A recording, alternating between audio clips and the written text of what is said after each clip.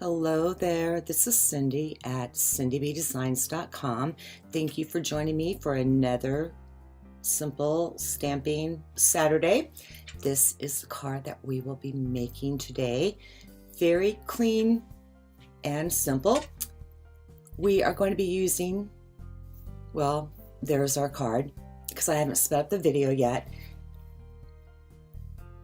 I've been focusing on celebration this week, and I will be until the end of the month because it's just another couple weeks.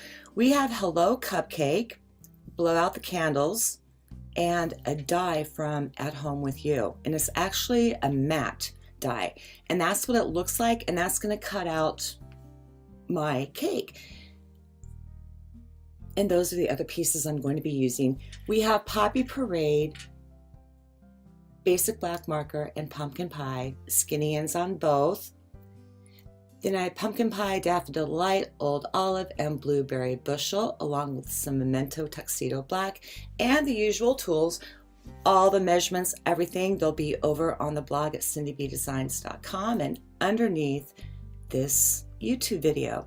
Two different kinds of DSP. I have the Animal Expedition and Botanical Butterfly, and I'll get more into that later. We have A2 top folding, 4 1/4 by 11, scored at 5 1/2. Took my bone folder both sides. Last week I mentioned about I couldn't get the door closed all the way with that magnet. That wasn't the magnet that came with the Stamparatus. I was using something else, and it wasn't designed for that, and that's why it didn't work. So I have images on both sides of the door. We're going to be doing the outside now in a Memento Tuxedo Black. I took that little cake stand from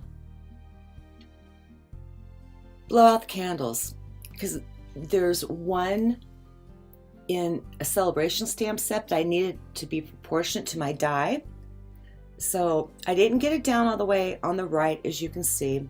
Inked it up one more time, putting it down, and I'm going to take that out and then set it aside to dry real briefly. Pull those images off because sometimes when you have them on both doors, it's kind of hard to ink them up a little bit, and that's why you see me messing with the stamp case on the right. It's just perfect for it. It all goes and it works. So another thing I was talking about last week was how you can open up your card even though there's a crease at the top, because you have two sides of the door open and you don't have to worry about your cardstock getting crunched. So there's the inside of our card. We're pretty much just laying down 4 black images, or no, 4 images total on the envelope and 3 for the card, and then the rest are going to be on regular Whisper White cardstock. And I took an adhesive sheet, peeled off the back, put the cardstock on top, and that's what we're going to be stamping our image onto to get those from, so we can stack them up. And in the right hand corner, we're going to be using that cupcake image and then die cutting our cake out of that.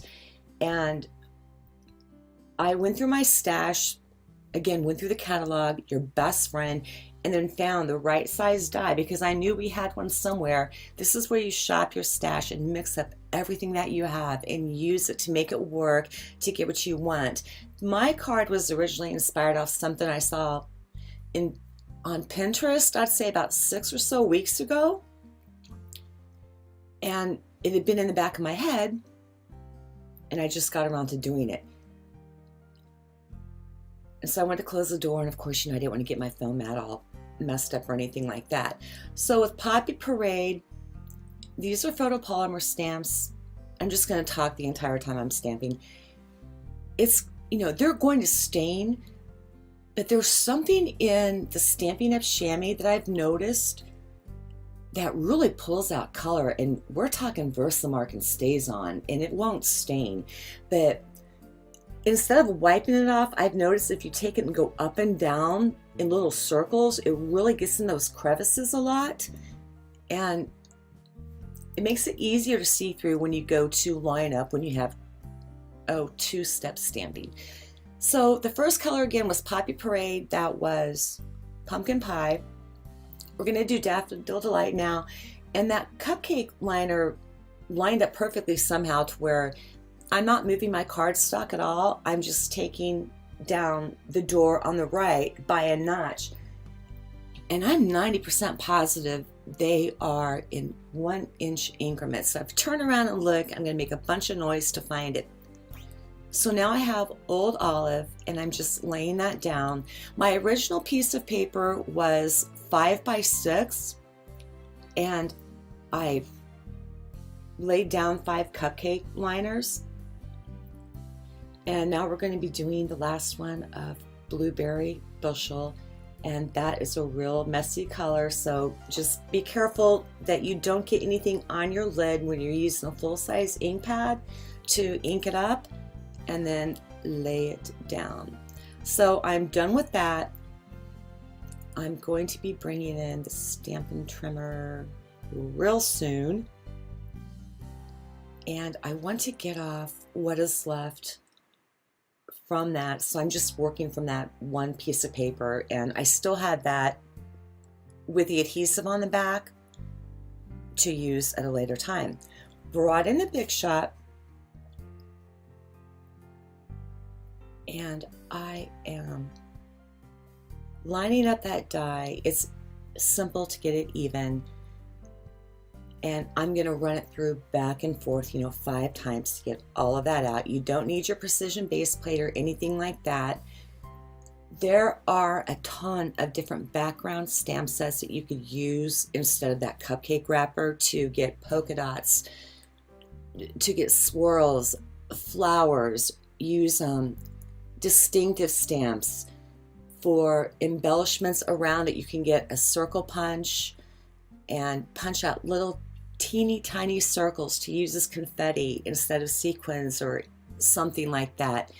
There are just so many different options that you can use to make really easy, clean and simple cards. And if you notice, I did have 2 DSPs, which is designer series papers I used. They are going to be retiring in 2.5 months. I am determined not to haul it down to my basement to sit for heaven knows how long, and I'm just using it up on everything. This card really got to me because I'm not a bold color person, but of course this rainbow and stripes and rainbows are a thing right now. This is great for a masculine card, a kid card. You could femme it up to take it down to the subtles design for a more feminine one. Make it seasonal with different colors.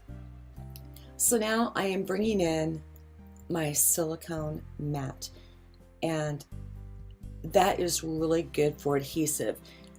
Those cardstock strips I have right there, they are from Botanical Butterfly. But if you look at how the paper is designed, it's really vertical. I just took my 12 by 12, rotated it 90 degrees, and used it for the horizontal stripes. Where's the vertical stripes? I don't know, I'll figure it out. But again, so there we go. Why I didn't use that little one for the inside, I will never know. It's just one of those things. So this is where I decided to kind of like do that other hack, because I have maybe an 1/8 of an inch total to monkey around with that piece of paper there. So I was going to play it safe. Got it down, grabbed my scissors, cut off the excess, and of course I used that big pear, which threw me off. So I had to turn around real quick, take it to the guillotine, and just shave off maybe a 1/16 on that right side there so everything would line up. Brought the card back in, zooming in just a little bit. I'm going to put my cake layers into Roy G. Biv, red, orange, yellow, green, blue, and it goes on to purple or violet. You want to start from the bottom up. I'm eyeballing how much white space I have in between my layers, and it is so easy to peel off that adhesive because I burnished it down really well first, and then it went through the Big Shot several times as I was cutting out my little layers. So I just laid down the Daffodil Delight, and we are going to add the pumpkin pie. If you look at them, The blue and the green on the left side, it's more dense, and on the yellow side, on the Daffodil Light, on the right side, it's more dense, and the left is not as dense. I just kind of threw them down and staggered them. No rhyme or reason, to give it some whimsy. I have a basic black Stampin' Right marker on the skinny side, you know, a 1/2 millimeter. I just drew in some candles, and there's a little flame from below out the candles that I put on with Daffodil Delight, and I'm not really lining them up or anything like that. And there was something on the stamp that gave it like a little dot that I have over there, and I thought, oh, not good enough. I better go ahead and grab that pumpkin pie marker just to give them a little bit of dimension. There's no sparkle or anything on this whatsoever, and we are done. It is that clean and simple. I'm going to take just a piece of the Animal Expedition, go ahead and line the back of that envelope, pop that on. I'm going to end up pulling back in the Stamparatus, and that was that hack I talked about again last week, if I didn't mention that earlier. Then I decided not to cut it off because I'm running out of time. So I hope that you enjoyed this video and it gave you some inspiration. Let me know what you think. Thank you so much for stopping by to visit me today. Have a great weekend. God bless, and I will catch you next week.